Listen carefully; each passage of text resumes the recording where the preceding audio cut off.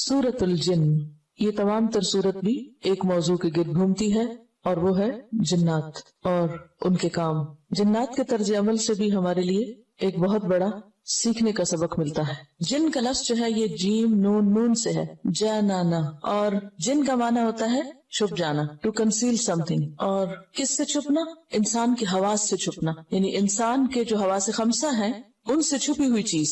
इसीलिए माँ के पेट में जो बच्चा होता है उसको जनीन कहा जाता है, वो भी छुपा हुआ होता है। जिन का वाहिद जिन्नी है, जैसे रूम का वाहिद रूमी होता है। और सबसे पहला जिन उसको जान कहा गया, अबुल जिन। जैसे आदम अलैहिस्सलाम इंसानों के बाप थे तो जिन्नों के बाप का नाम क्या था? जान। और उसकी जमा आती है जीनान, लेकिन इस्तेमाल नहीं होती। ये लफ्ज पीछे भी गुजर चुका है, जन्ना अलैहिल लैल, जब उस पर रात छा गई। तो इसीलिए रात के अंधेरे के लिए भी ये लफ्ज इस्तेमाल होता है। जिन का लफ्ज जो है वो अंधेरे और छुपी हुई चीज के लिए भी इस्तेमाल होता है। कुरान मजीद की 40 आयात जिन्नात के बारे में, यानी 40 आयात में जिन्नात का जिक्र मिलता है और 10 सूरतों में जिक्र आया है इनका, और एक पूरी सूरत इनके नाम से है। जैसे एक सूरत इंसान है तो एक सूरत जिन है। इसलिए जिन्नात के वजूद से इनकार नहीं किया जा सकता। वो भी इंसान की तरह अल्लाह ताला की एक मखलूक है, उनको भी एक महदूद आजादी मिली हुई है, वो भी मुकल्लफ है। नबी सल्लल्लाहु अलैहि वसल्लम की रिसालत इंसानों के अलावा जिन्नात की तरफ भी थी। जब ये कहा गया ना वमा अरसलनाका इल्ला रहमतल लिल आलमीन, तो आलमीन में फिर सिर्फ इंसान नहीं बल्कि जिन भी शामिल है। इसीलिए आप सल्लल्लाहु अलैहि वसल्लम ने जिन्नात के मुतालबे पर उनको कुरान सुनाया। दुनिया की हर सोसाइटी में किसी न किसी शक्ल में जिन का कॉन्सेप्ट जरूर मौजूद, और हर शख्स के पास जिन्नात से मुतल्लिक कोई न कोई कहानी और कोई न कोई कहने की बात जरूर मिलेगी। बल्कि जिन्नात ऐसी मखलूक है जिनसे तारुफ बचपन से ही हो जाता है, यानी बच्चों को बहुत शुरू में ही जिन्नात का तारुफ होता है और आमतौर पर बच्चे एक दूसरे को तारुफ करा देते हैं और बहुत ही दिलपसंद टॉपिक या मशगला होता है। जिन्नात में आमतौर पर तो नाम जो है वो जिन ही है, लेकिन वो जिन्नात जो घरों में रहते हैं उनका नाम आमिर होता है, आमिर। और जो बच्चों से इंटरेक्ट करते हैं वो अरवाह कहलाते हैं। इसी तरह जो बहुत विकेड है वो शैतान है, और सरकश जिन मारिद कहलाते हैं। मजबूत तरीन इफरीत, आला इफरीत मिनल जिन्न, बहुत ही कवि है कल और बहुत मजबूत, तो गोया उनके भी दर्जे हैं। फिर इसी तरह जो जिन्नात शरीर हैं जिनको शैतान कहा जाता है, तो उनकी भी कई किस्में हैं। मसलन उनमें से एक इबलीस है जो इंतहाई शरीर है, इंतहाई सरकश, और फिर उसकी फौजें हैं और वो मुख्तलिफ तरह के काम करते रहते हैं। और उनमें से कुछ तो इंसान को सिर्फ वुजू के वक्त वसवसे डालते हैं, कुछ नमाज में, इसी तरह कुछ और जिन और काम करते रहते हैं। तो बहरहाल इनके बारे में जानना बेहद जरूरी है और इनका इनकार जायज नहीं। इनका इनकार दरअसल कुरान का इनकार है कि कुरान इसके बारे में बात करता है। यानी अगर आप जिन्नात को नहीं मानते, कि हम नहीं मानते कि जिन जैसी कोई मखलूक है या हो सकती है, तो गोया आप कुरान के एक हिस्से का इनकार कर रहे हैं, और कुरान के किसी भी हिस्से का इनकार जो है वो कुफ्र होता है। अगरचे हमें इन पर इस तरह ईमान लाने के लिए नहीं कहा गया जैसे फरिश्तों पर ईमान लाने को कहा गया, लेकिन बहरहाल चूंकि कुरान मजीद में इनका जिक्र पाया जाता है इसलिए इनका इनकार नहीं किया जा सकता। और दुनिया की हर सोसाइटी में किसी न किसी शक्ल में इनका वजूद और इनका जिक्र मौजूद है, सिवाय चंद एक ऐसे लोगों के जो खुदा को भी नहीं मानते, तो वो जिन्नात को क्या मानेंगे। अब यह है कि जिन्नात के बारे में जानना दुनिया का इंतहाई मुश्किल काम है। क्यों? छुपी हुई मखलूक है। जो चीज छुपी हुई हो उसके बारे में जानना आसान नहीं। हम इंसानों का हाल तो यह है कि जो चीज सामने हो वो भी नहीं पूरी तरह जानते। मैं आपको, आप मुझे नहीं पूरी तरह जानते, तो कहा ये कि हम उस मखलूक को जिसको हमने कभी देखा नहीं उसको जाने। तो इसलिए जिन्नात के बारे में बात करते वक्त बहुत मोहतात रहने की जरूरत है और महज सुनी सुनाई बातों पर और लोगों के बनाए हुए किस्से कहानियों पर अपने इल्म की बुनियाद नहीं रखनी चाहिए। हाँ, किसी का अगर कोई जाती एक्सपीरियंस है तो उसी के लिए, वो हमारे लिए हुज्जत नहीं है, या हम उस पर बेस करके अपने दीन या ईमान में कोई तब्दीली नहीं कर सकते। तो इसलिए इसमें बहुत एहतियात चाहिए। और चूंकि शैतान भी जिन्नों में से, और अन कहता है काना मिनल जिन्नी फफसक़ अन अम्रि रब्बी, तो एक तरह से इंसान के ईमान के लिए खतरनाक भी है और इंसान के नेक अमाल में बाज़ौक़ात ये रुकावट भी है। और ये अलग बात है कि अल्लाह के इज़्न के बगैर कोई किसी को कुछ नुकसान नहीं दे सकता। तो इसलिए ना तो हमें इनका भूत सर पे सवार कर लेना चाहिए और इनसे डरना चाहिए, कोई जरूरत नहीं उनसे डरने की। हर इंसान के साथ जिन्नात मौजूद हैं शैतान की शक्ल में, और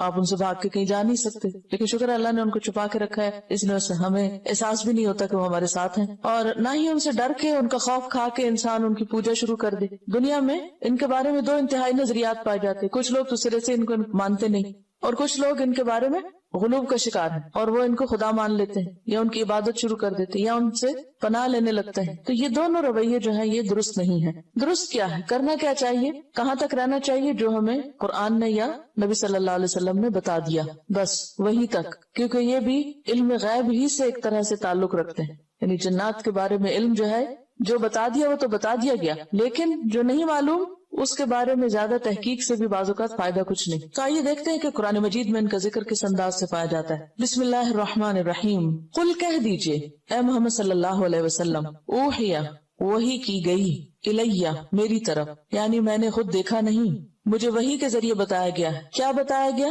انہو بے شک وہ, استمع غور سے سنا. ایک ہوتا ہے سمع اور ایک ہوتا ہے استماع. استماع کا معنی ہے توجہ سے سننا, غور سے سننا. غور سے سنا ہے کیا؟ قرآن. نفرن ایک جماعت نے, ایک گروہ نے. نفر کہتے ہیں 3 سے 10 تک کی جماعت کو, یعنی ان کی تعداد 3 اور 10 کے بیچ میں تھی. اور نفر اسم جمع ہے. اسم جمع کیا ہوتا ہے؟ جو دیکھنے میں واحد نظر آتا ہے لیکن ایک جماعت کو ریپرزینٹ کرتا ہے. مثلا قوم, قوم کی جمع کیا ہوتی ہے؟ اقوام. لیکن قوم ایک شخص کا نام نہیں ہوتا, قوم کے اندر بہت سے لوگ ہو سکتے ہیں. تو ایسے اسماء کو کیا کہتے ہیں؟ اسم جمع. تو نفر بھی اسم جمع ہے. نفرن ایک گروہ نے, من الجن جنوں میں سے, جنوں میں سے ایک گروہ نے غور سے قرآن سنا ہے. یہ بات مجھے وحی کے ذریعے پتا چلی ہے اور مجھے کہا گیا ہے کہ میں آگے دوسرے لوگوں کو بھی بتا دوں کہ ایسا ہوا ہے. فقالو تو انہوں نے کہا, کنہوں نے؟ جنوں نے. انا سمعنا بے شک ہم نے سنا ہے. کیا؟ قرآنن قرآن. عجبا عجیب, حیران کن. ہم نے ایک عجیب قرآن سنا ہے. اور عجبا کا لفظ جو ہے یہ مصدر ہے, تعجب ہونا, اور مبالغے کے لیے یہاں پر آیا ہے صفت کے طور پر. اصل میں کیا ہے؟ مصدر. اور یہاں کیسے استعمال ہوا؟ بطور صفت کے. مصدر جب صفت بن کے آتا ہے تو اس میں بہت مبالغہ پایا جاتا ہے, یعنی بہت ہی زیادہ حیران کن. اور یہ حقیقت ہے کہ قرآن اپنے نظم کے اعتبار سے, الفاظ کے اعتبار سے, معنی کے اعتبار سے, فصاحت کے اعتبار سے تمام کلاموں سے جدا ہے, بالکل ایک الگ چیز, کوئی اس کی مثال ہی نہیں. دنیا میں کوئی اور تحریر, کوئی تقریر, کوئی کسی کی بات, کلام, شعر, کچھ بھی اس کے برابر نہیں. اور جنہوں نے پہلی دفعہ سن کر یہ گواہی دے دی, انا سمعنا قرآنا عجبا, کہ ہم نے ایک بہت عجیب قرآن, یعنی حیرت انگیز. عجیب ہمارے یہاں اردو میں ذرا نیگیٹو معنی میں بھی آتا ہے, تو یہاں معنی کیا کریں گے؟ حیرت انگیز. حیرت انگیز قرآن سنا ہے. اب یہ واقعہ کہاں پیش آیا, کب سنا؟ اس کے بارے میں صحیحین میں ایک روایت آتی ہے ابن عباس کی کہ نبی صلی اللہ علیہ وسلم تبلیغ کی غرض سے اپنے صحابہ کی ایک جماعت کے ساتھ اوکاز کے بازار کی طرف گئے. اوکاز اور ظلم جنہ, یہاں میلے لگتے تھے, بازار لگتے تھے جس میں بہت بزنس ہوتا تھا, اور اس کے علاوہ کھانے پینے کا سامان بھی ہوتا اور شعر و شاعری کی مجلسیں بھی ہوتی. تو نبی صلی اللہ علیہ وسلم ایسی جگہوں پر جا کر تبلیغ کیا کرتے تھے, یعنی جہاں لوگ پائے جاتے وہیں آپ جاتے اور وہیں بات سناتے. تو آپ اوکاز کے بازار کی طرف روانہ ہوئے. یہ وہ وقت تھا جب جنات کا آسمان کی طرف پرواز کرنا بند ہو گیا تھا, یعنی اوپر نہیں جا سکتے تھے. وہ آسمان کے قریب جانے کی کوشش کرتے تو شہاب ثاقب ان کا تعاقب کرتے. انہوں نے اس کا ذکر اپنی قوم کے سرداروں سے کیا. ایک اور روایت میں آتا ہے کہ انہوں نے یہ ماجرا ابلیس سے آ کر کہا, تو وہ بولا ضرور کوئی ایسا حادثہ رونما ہوا ہے جس کی وجہ سے آسمان پر جانا تمہارا روک دیا گیا ہے, کوئی اہم بات ہے, اس لیے زمین کے مشرق اور مغرب میں پھیل جاؤ, چپا چپا چھان مارو اور دیکھو کہ کیا ہو رہا ہے, کیوں ایسا ہوا ہے, اٹس ان یوزول. تو اسی تلاش میں جنات کا ایک گروہ اس جگہ سے گزرا جہاں آپ صلی اللہ علیہ وسلم نماز ادا کر رہے تھے اور نماز میں قرآن مجید کی سورت طٰہٰ پڑھ رہے تھے. انہوں نے جب یہ سورت سنی تو حیران ہو گئے اور کہنے لگے, بخدا یہی وہ چیز ہے جس کی وجہ سے ہمیں روک دیا گیا تھا. پھر وہ اپنی قوم کی طرف گئے اور وہاں جا کر انہوں نے جو سنا تھا وہ سنایا اور جو جانا وہ بتایا اور اپنے ایمان لانے کا بھی اعلان کر دیا. یہ واقعہ اس واقعے سے مختلف ہے جس کا ذکر سورۃ الاحقاف میں ہوا ہے. سورۃ الاحقاف میں جنوں نے آپ کا کلام سنا تھا وہ جن اہل کتاب تھے, کیونکہ وہ حضرت موسیٰ اور ان کی کتاب کا ذکر کر رہے تھے. لیکن یہ جن جو ہے یہ مشرکین ہیں, جیسا کہ آگے اس صورت میں ان کے کلام سے معلوم ہوگا. اور یہ بھی یاد رکھیے کہ نبی صلی اللہ علیہ وسلم کی جنوں سے ملاقات 1 سے زائد بار ہوئی, بلکہ اگر ان روایات کو اکٹھا کیا جائے تو یہ تعداد 6 کے قریب پہنچتی. 6 مختلف ایسے واقعات ہیں جن سے پتہ چلتا ہے کہ آپ صلی اللہ علیہ وسلم سے جنات نے قرآن مجید سنا, اور اس کے علاوہ بھی شاید وہ سنتے ہوں لیکن اس کا ذکر تاریخ میں نہیں ملتا. اب کیا ہوا, جنوں نے یہ کلام سنا انہوں نے اس کلام کی بہت تعریف کی اور کہا کہ یہ تو بہت ہی حیرت انگیز کلام ہے, اور فوراً سمجھ گئے کہ یہدی الی الرشد, ہدایت دیتا ہے، رہنمائی کرتا ہے رشد کی طرف. رشد کا معنی یہاں حق، ایمان اور درست بات ہے. ویسے رشد و ہدایت کا لفظ ہدایت اور رہنمائی کے لیے آتا ہے، لیکن یہاں اس سے مراد ایمان ہے. یعنی یہ کتاب، یہ قرآن ایمان کی دعوت دیتی. فآمنا بہ، تو ہم اس پر ایمان لے آئے. اس کتاب سے ہمیں پتہ چلا ہے کہ ایمان لانا ہے اللہ پر، تو ہم مان گئے. وَلَن نُشْرِكَ بِرَبِّنَا أَحَدًا، اور ہرگز نہیں ہم شریک کریں گے اپنے رب کے ساتھ کسی ایک کو بھی، کسی دوسرے کو رب کے برابر نہیں ٹھہرائیں گے. وَأَنَّهُ، اور بے شک وہ، تعالی بہت بلند ہے، جد ربنا، ہمارے رب کی شان.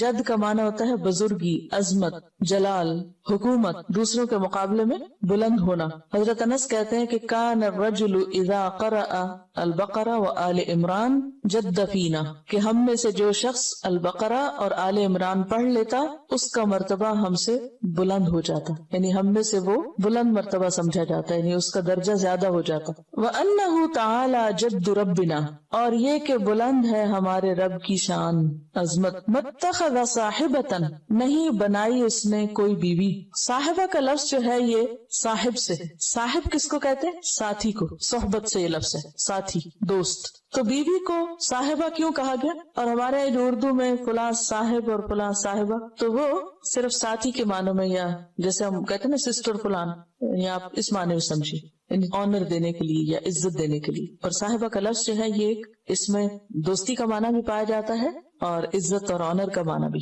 اور عربی میں یہ لفظ بیوی کے لیے استعمال ہوتا ہے، زوجہ کی طرح ہے. اور بیوی چونکہ ساتھی بھی ہوتی ہے، دوست بھی ہوتی ہے. تو متخذ صاحبۃ، نہیں اس نے بنایا بیوی، یعنی اللہ کی کوئی بیوی نہیں ہے. ولا ولدا، اور نہ کوئی اولاد. اللہ کی نہ بیوی ہے نہ بچے ہیں، عام زبان میں جیسے ہم کہتے ہیں. وہ ان چیزوں سے بہت اونچا ہے، بہت بلند ہے. یہ انسانوں کی کمزوریاں، انسانوں کو ضرورت ہوتی ہے سہاروں کی، بیوی کی، پھر بچوں کی، لیکن اللہ کو ایسی کوئی ضرورت نہیں ہے. اس لیے اس نے کسی کو اپنی بیوی نہیں بنایا اور نہ بچے بنایا. وَأَنَّهُ، اور بے شک وہ بات یہ ہے کہ کانا ہے، یقول کہتے، سفیہنا، ہمارے نادان. سفیہ کا لفظ بہت دفعہ آپ پڑھ چکے ہیں، سفہا اس کی جمع ہے، سفہا اس کا ماضی ہے، اور سفیہ ہوتا ہے جاہل. اصل میں سفاہت میں ہلکا پن پایا جاتا ہے. جیسے کہ جو کوئی پیٹ کا ہلکا ہوتا ہے نا، تو وہ کیا کرتا ہے؟ بے سوچے سمجھے بولتا چلا جاتا ہے، یعنی جس میں کوئی ڈیپتھ نہیں ہوتی، کوئی گہرائی نہیں ہوتی، کوئی غور و فکر نہیں ہوتا، تو اس کو کیا کہتے ہیں؟ ناسمجھ، بے وقوف،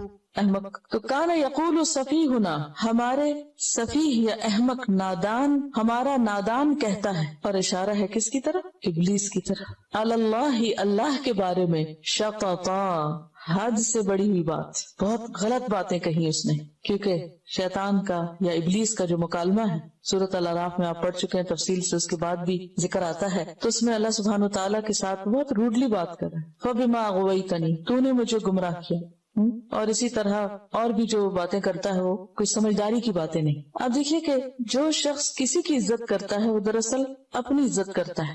کیوں کہتے ہیں کہ اپنی عزت اپنے ہاتھ میں ہوتی؟ جب آپ کسی کو عزت دیتے ہیں تو دراصل دوسرے کے دل میں اپنی عزت اور جگہ اور مقام بناتے ہیں. اور اگر آپ کسی کی بے عزتی کرنے پہ تل جائیں تو دراصل اپنی عزت کو بھی نیلام کر رہے ہوتے ہیں. تو یہاں پر ابلیس نے جو کچھ اللہ سبحانہ و تعالیٰ کی شان میں، اتنی بلند ہے اس کی شان جس کا یہ اعتراف بھی کر رہے ہیں، تعالی جد ربنا. اور ہم بھی ہر نماز میں شروع میں جو دعا پڑھتے ہیں اس میں الفاظ ادا کرتے ہیں، وتعالی جد کا، اقرار کرتے ہیں کہ اللہ تیری شان بہت بلند ہے. تو یہاں بھی اللہ کی شان تو بلند ہے، لیکن جو لوگ اللہ کی عظمت نہیں پہچانتے، اللہ کی قدر نہیں جانتے، وہ اللہ کے بارے میں ناروا باتیں کرتے ہیں. اور ایسے سارے لوگ کیا ہیں؟ ناسمجھ ہیں. اور سب سے پہلے اس ناسمجھی کا ثبوت ابلیس نے دیا تھا، کیونکہ فرشتے تو بہت ادب احترام کے ساتھ بات کر رہے تھے اللہ تعالیٰ.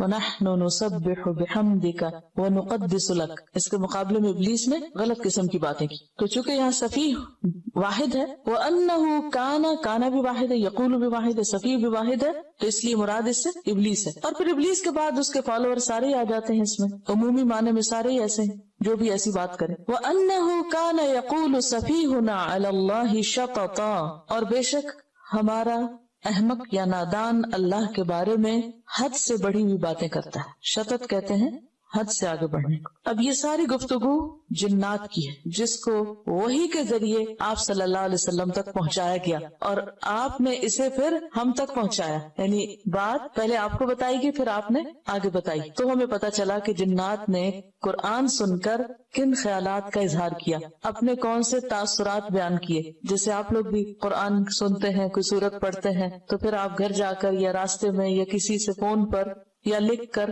کچھ تاثرات کا اظہار کرتے ہیں یا نہیں؟ ہر ایک اپنے اپنے کیپیسٹی، اپنے اپنے ظرف کے مطابق کرتا ہے۔ کچھ لوگ جنات کی طرح جن ہوتے ہیں اور وہ فوراً کیا کرتے ہیں۔ ہاں، یہ بھی یاد رہے کہ جن کا لفظ جو ہے انسانوں کے لیے بھی استعمال ہوتا ہے جو بہت تیز ترار ہو، یعنی ڈکشنری میں جن کا اطلاق ان انسانوں پر بھی ہوتا ہے کہ جو بہت تیز کام کرے اور بہت ایکٹیو ہوں اور بہت انتھک کام کریں، اور یعنی بہت قوت ہو جن میں۔ تو کچھ انسان ہوتے ہیں جنات کی طرح، اور ان کو کہتے بھی فلاں شخص تو جن ہے، جنوں کی طرح کام کرتا ہے۔ جیسے ملائکہ کے بارے میں ایک تاثر ہے، بہت نیک اور شریف ہوتے ہیں، اسی طرح جنات کا ایک تاثر ہے کہ بہت قوت والے ہوتے ہیں اور بہت ہوشیار ہوتے ہیں اور تیز ہوتے ہیں اور جلدی کام کرتے ہیں اور بہت زیادہ کام کرتے ہیں۔ اور واقعی آپ دیکھیں کہ پہلی دفعہ قرآن سن کے سارا مطلب سمجھ گئے اور اس کی گہرائی میں پہنچ گئے اور اس کی مراد سمجھ گئے، اور پھر اللہ سبحانہ وتعالیٰ کو ان کی بات اتنی پسند آئی کہ وہ بات، وہ تاثرات آگے بیان کیے گئے اور پھر ہم تک پہنچائے گئے۔ تو ایک اچھی بات جو ہوتی ہے،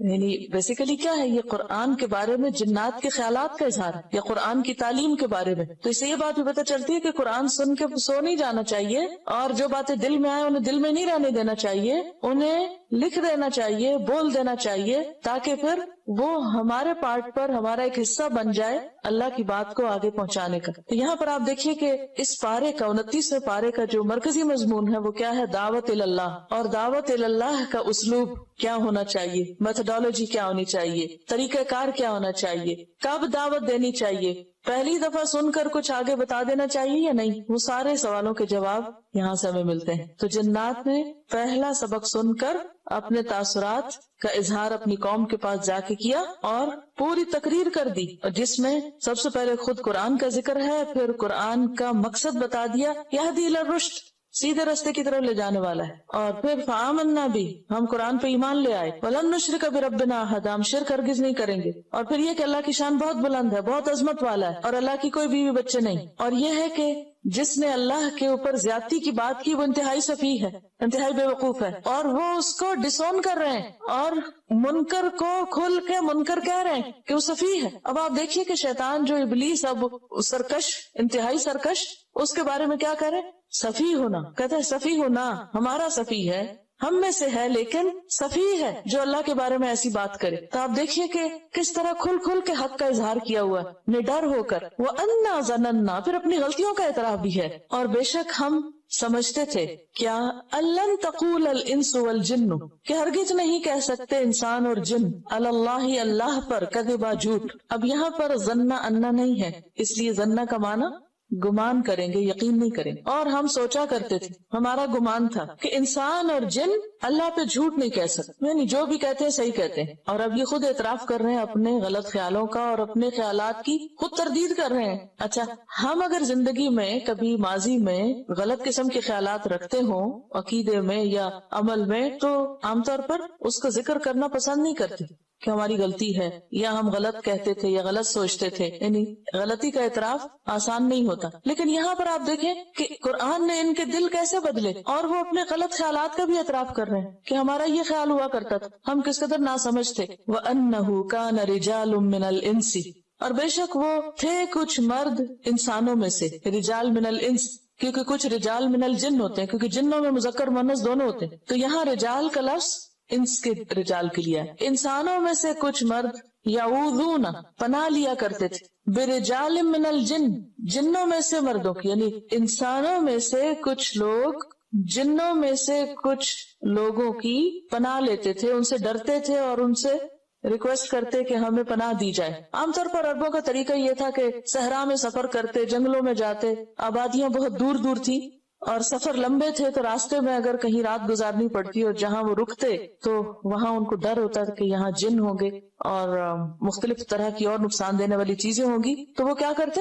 سارے شر سے بچنے کے لیے جنوں کی پناہ مانگتے کہ میں اس وادی کے رب جن کی پناہ لیتا ہوں، وہ میری حفاظت کرے تاکہ مجھے کوئی نقصان نہ پہنچے۔ تو اس کی طرف یہاں اشارہ ہے۔ اللہ کے سوا کسی سے پناہ لینا سب شرک، صرف اللہ ہی ہے جو پناہ دے سکتا ہے۔ اور یہ جو یعوذون کا لفظ ہے نا، عین واو ذال سے، عاذ یعوذ کا معنی ہوتا ہے کسی کی پناہ طلب کرنا، اسی سے لفظ تعویذ ہے۔ یہ جو تعویذ لکھتے لکھاتے ہیں نا، اگر اللہ کے علاوہ کسی اور کی مدد مانگی جائے، خواہ کوئی فرشتہ ہو خواہ کوئی جن ہو، تو شرک ہے۔ لہٰذا ایسے تعویذ لکھے ہوئے جن کے اوپر نمبرز ہوتے ہیں اور کوئی پتہ نہیں چلتا کہ اس سے مراد کیا ہے، اور بعض آپ نے اگر کبھی دیکھے ہو تعویذ تو ان کے اوپر عجیب و غریب جنوں کے نام اور عجیب و غریب قسم کے لفظ لکھے ہوئے ہوتے ہیں، اور جن سے مراد کچھ ارواح